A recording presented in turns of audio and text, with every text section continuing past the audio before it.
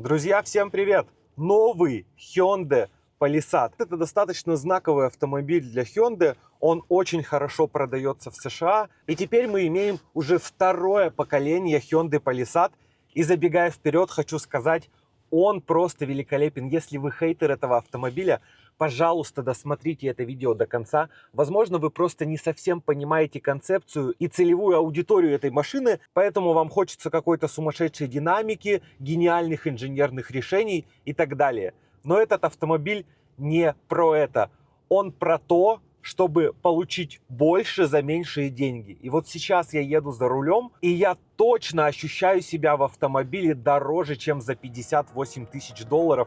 А это, напоминаю, максимальная комплектация Hyundai Palisade. Каллиграфи. Вообще старт от 40 тысяч, но мы же должны вам показывать максимально заряженные автомобили и все, что готов нам предложить на сегодня бренд.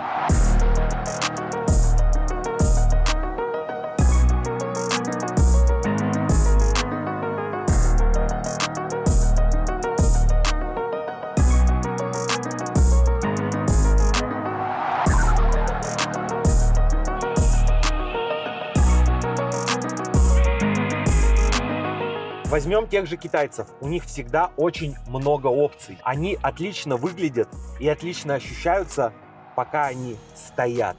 Но как только ты начинаешь ехать на китайца, очень многое становится понятным. Так вот, здесь нет этой истории. У корейцев достаточно богатый опыт в автомобилестроении. Да, конечно, это не немцы, но лично по моим суждениям они точно входят в топ-5 мировых автопроизводителей на сегодня. Я имею в виду Hyundai, Kia, да, тут прямо сильно разделять их, наверное, не надо. Это все-таки очень похожие друг на друга автомобили. Вообще трехрядные кроссоверы очень популярны в Америке, потому что дети, потому что надо много места, куча всякого багажа постоянно, и здесь на них достаточно хороший спрос. Palisade вообще создавался как раз, чтобы создать какую-то конкуренцию таким автомобилям. У них особо не было что предложить для обычного городского жителя. Все мы учимся на своих ошибках, и, естественно, самое первое поколение, но оно не могло быть без каких-то огрехов.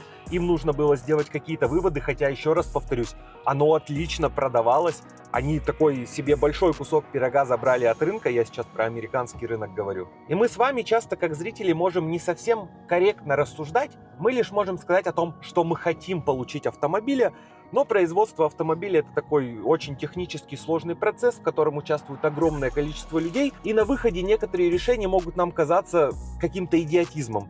Но на самом деле вот система крупных автопроизводителей работает так. Но в Hyundai как будто бы очень хорошо прислушиваются к этому, и в процессе планирования выпуска автомобиля они решили практически все вопросы, которые лично я для себя бы ставил, если бы хотел заходить на этот рынок. Нет, я не какой-то там эксперт, друзья, но я просто с вами делюсь своими мыслями. И первое — это хорошая цена. В Америке почти все покупают автомобиль в лизинг. И по сути плюс-минус там 5-10 тысяч долларов прямо огромной роли играть не будут. Если при этом ты пришел на тест-драйв, прокатился на автомобиле, тебе очень понравилось, а у тебя еще платеж низкий, то это обрадует, естественно, любого человека и любого автолюбителя. И в Hyundai тебе дают очень хороший выбор. У них нету ничего безальтернативного в Palisade. Ты можешь взять как передний привод, так и полный привод, если он тебе нужен, просто доплати немного денег. Также они дают выбор по двигателю.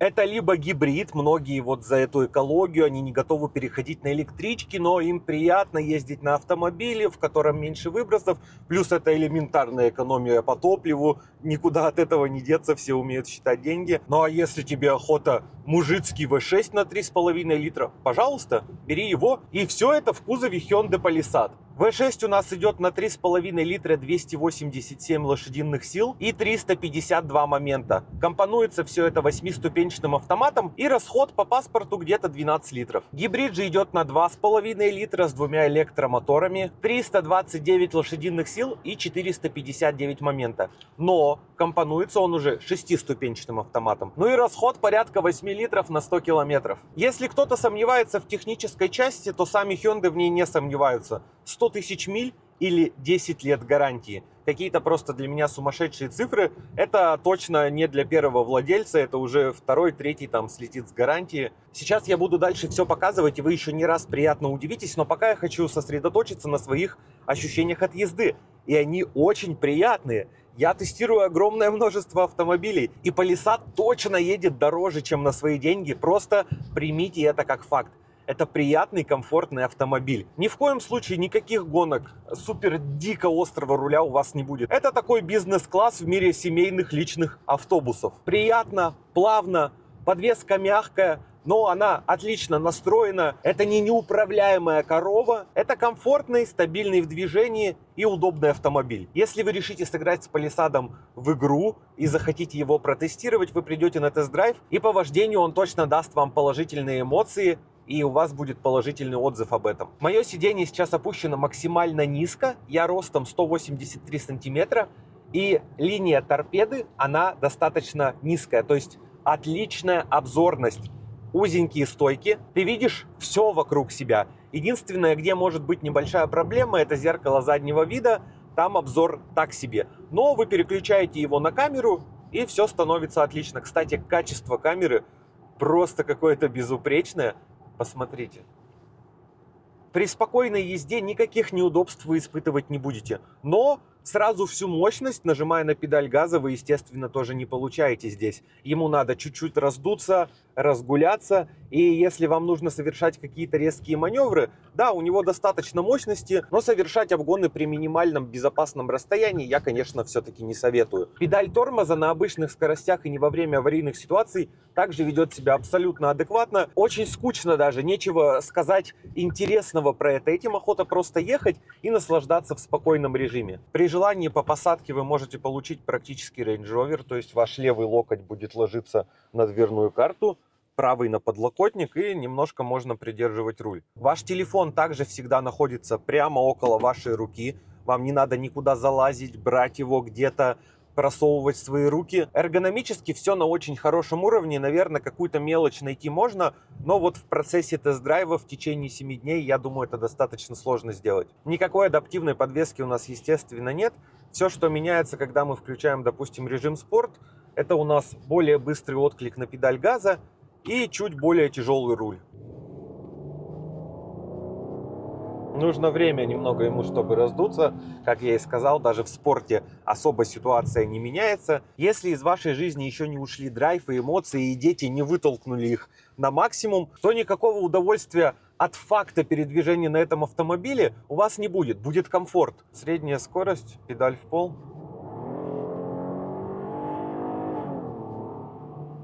Если вы хотите и большую, и очень мощную машину, это абсолютно другой ценовой сегмент X2, X3 минимум. Неровности. Сейчас я еду вообще по плитам, здесь очень плохой асфальт. Ну и ничего особо не отбивает. Позвоночник ваш не страдает. Вот супер неровности. И только вот на каких-то самых критичных местах появляется дискомфорт. Так ты спокойно едешь, а вот как баржа плыла, так она и продолжает плыть. Руль стоит ровно, автомобиль никуда не ведет. Это очень хорошо и заманчиво на каждый день. Я не уточнил, что на тесте не гибридная версия, а именно 3,5 литра V6. И замеряем динамику разгона, просто чтобы вы знали эти цифры. Спорт режим, поехали.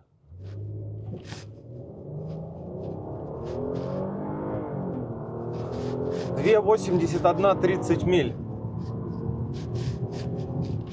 8-10. Я слышал, что должно быть даже меньше.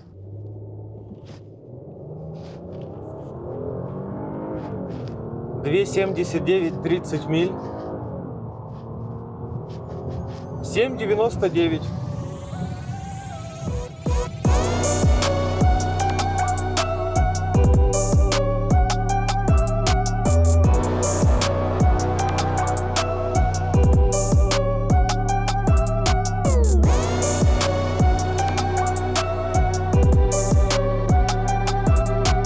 Давайте проверим одну очень полезную функцию. Вы все, наверное, такой ключ видели. Можно автомобиль двигать, да, там с парковки, еще как-то. И можно заводить автомобиль на расстоянии. Так вот, я хочу понять, до какого расстояния можно автомобиль заводить. Вначале делаем это прямо около автомобиля, чтобы проверить, что это вообще работает. Закрываем.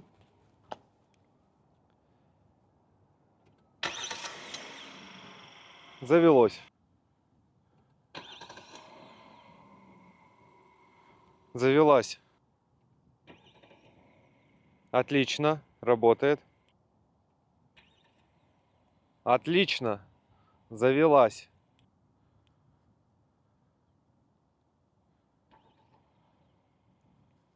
Завелась. Работает. Открывается и закрывается примерно с 70 метров, но уже не заводится. Все так любят в комментариях всегда обсуждать внешность новых автомобилей, восхвалять внешность старых автомобилей, то есть экстерьер, и хейтить внешний вид новых автомобилей. Но одно, что я вам могу сказать, у Hyundai есть деньги на эксперименты, и они отлично занимаются этими экспериментами. Любой новый дизайн, естественно, такова наша человеческая натура, изначально не принимается, а потом уже возводится в культ. И говорят, как раньше было хорошо. Так всегда было, есть и будет. В бампере оптики нет. Можно отметить, что дворник у нас убран. И вот вся задняя часть, она не портится, целостно смотрится. Еще не забывайте такой важный момент. У Hyundai есть премиум бренд. Это Genesis. И они не могут дать просто максимально все, потому что иначе это будет конкуренция с премиальным Genesis. И она никому не нужна. Подкапотное пространство. Резинки от пыли есть. Защита есть. И посмотрите, как интересно утоплен двигатель.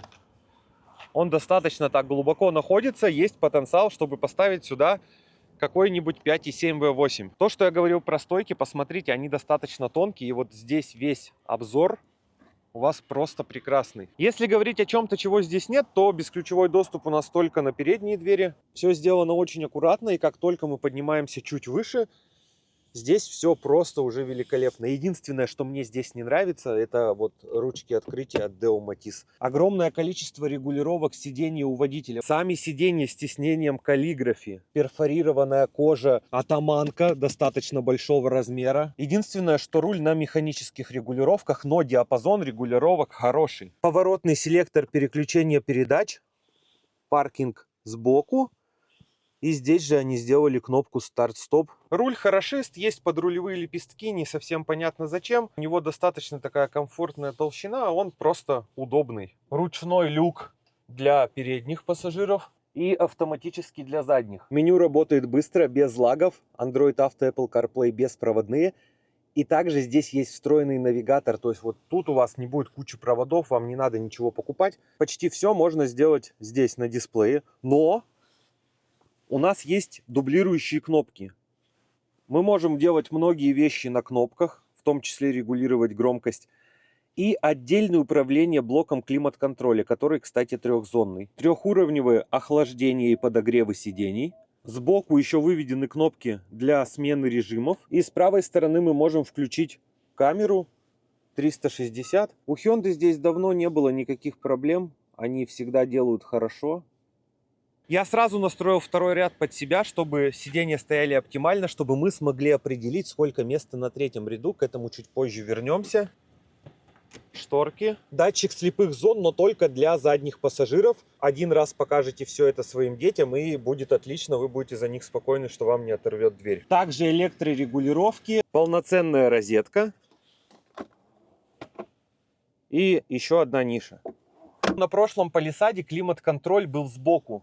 И когда я его обозревал, когда он только вышел, я говорил, что тут нет полного доступа для обоих пассажиров, это плохо.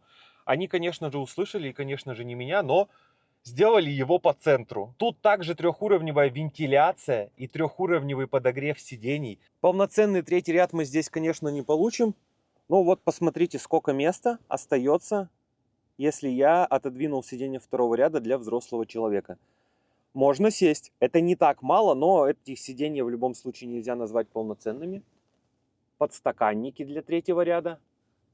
Регулировка, электрорегулировка сидений и трехуровневый подогрев. Плюс есть Type-C. Воздуховоды для третьего ряда и свет. У некоторых автомобилей второй ряд сидений не оснащен так, как в Палисаде оснащен третий ряд сидений. Буксировать Палисад может почти 2300 килограмм. И давайте откроем багажник. Два варианта закрытия багажного пространства. Вы посмотрите, что это. Land Rover, Range Rover. У нас каллиграфия или все-таки SV автобиография? Багажное пространство при разложенном третьем ряде, оно небольшое, само собой. Есть ниша. Здесь домкрат, какие-то инструменты еще можете сложить. Здесь достаточно много места. Запаска у нас под автомобилем находится. 12-вольтовая розетка. Мы можем сложить сразу сиденья второго и третьего ряда вместе. Можем отдельно выбирать второй или третий ряд сидений. И левое или правое сиденье двигать вперед-назад. Или складывать спинку. К примеру, давайте сделаем третий ряд. И опустим спинку. Отлично. Теперь поднимем спинку третьего ряда, включим на второй сразу. Все это делается практически одновременно. Чтобы попасть на третий ряд, мы просто нажимаем кнопку и ждем. Проем не огромный, но при желании даже какой-нибудь взрослый дядька сюда залезет. Также снова нажимаем кнопку, все возвращается в исходное положение. Удобно, чуть долго, там порядка 70 секунд, но при этом ничего не нужно делать руками. Вы же хотите люкс. У Hyundai получился хороший рестайлинг Palisade. Я думаю, продажи будут еще больше, чем у предыдущего, потому что исправили многие моменты. И самое главное, дали вам выбор. Любой привод, тип двигателя и комплектацию можно взять попроще, если цена кусается. Ну а если вам нужна помощь с приобретением автомобилей из США, то ссылки на мои соцсети вот здесь и в описании. Пишите, я вам обязательно помогу. Всем огромной удачи и пока.